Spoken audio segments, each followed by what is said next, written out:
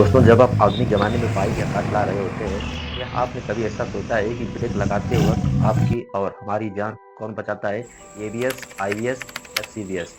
आइए जानते हैं पूरा डिटेल्स में। नमस्कार दोस्तों, स्वागत है आपका अपने चैनल शिवांश कुमार 2.0 में। चैनल पे नए हैं तो चैनल को सब्सक्राइब कर लीजिए। दोस्तों, आज हम बात करने वाले हैं 3 बेहद ज़रूरी ब्रेकिंग सिस्टम के बारे में।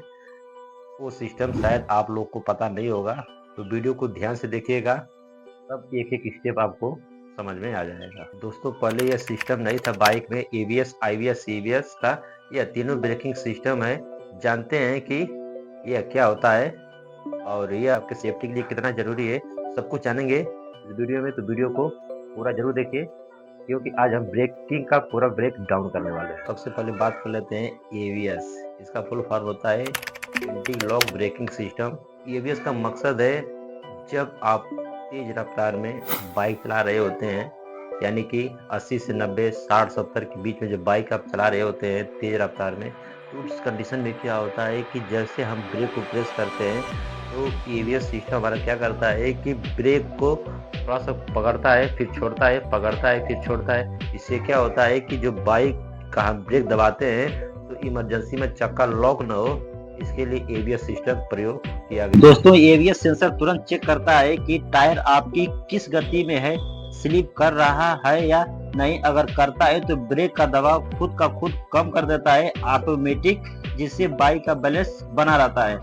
दोस्तों, एग्जांपल के तौर पर समझ लीजिए कि ब्रेक आप दबाए हुए रहते हैं, ब्रेक लीवर छोड़ते भी नहीं है आप, लेकिन सेंसर डिटेक्ट करता है कि बाइक की स्पीड काफी ज्यादा है, ब्रेक कैलिपर छोड़ पकड़ के ब्रेक लगाता है, जिससे हमारी बाइक गिरती नहीं है। दोस्तों, एबीएस दो प्रकार के होते हैं, एक होता है सिंगल एबीएस और एक होता है डबल एबीएस। दोस्तों, दोनों एबीएस का काम एक जैसा ही होता है।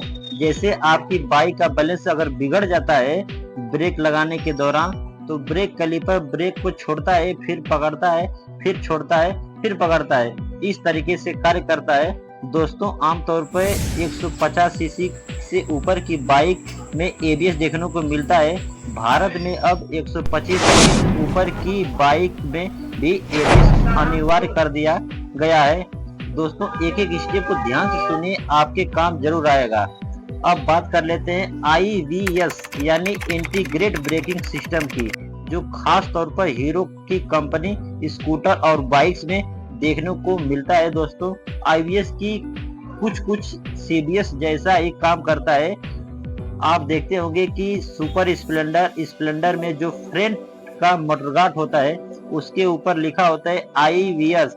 आईवीएस का ये टेक्नोलॉजी, जब आप सिर्फ रियर ब्रेक लगाते हैं, यानी कि पीछे का ब्रेक जब आप दबाते हैं, तो सिस्टम अपने आप थोड़ा फ्रंट ब्रेक को भी एक्टिव करता है, यानी कि पीछे से ब्रेक से आपका आगे का भी पहिया लॉक होता है। दोस्तों, हीरो कंपनी इसे आईवीएस नाम से मार्केट करती है, लेकिन असल में यह एक तरह का स्मार्ट कंपिंग ब्रेकिंग सिस्टम है।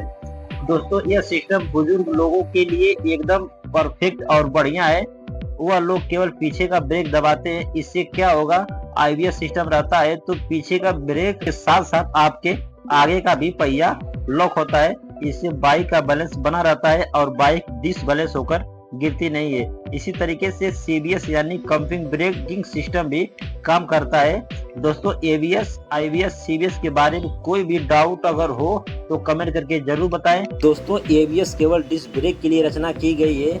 जब आप स्पोर्ट बाइक 100 की स्पीड में चलाते हैं और अचानक जब घुमच के ब्रेक मारते हैं, तो इसकी डिस्क ब्रेक 600 डिग्री सेल्सियस से लेके 800 डिग्री सेल्सियस तक की गर्मी झेलता है।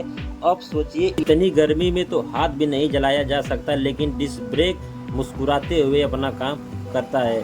डिस्क ब्रेक की ताकत को कम मत समझिए, लेकिन ध्यान रखिए, सही ब्रेक पैड का इस्तेमाल करिए और समय पर बाइक की सर्विसिंग करवाइए।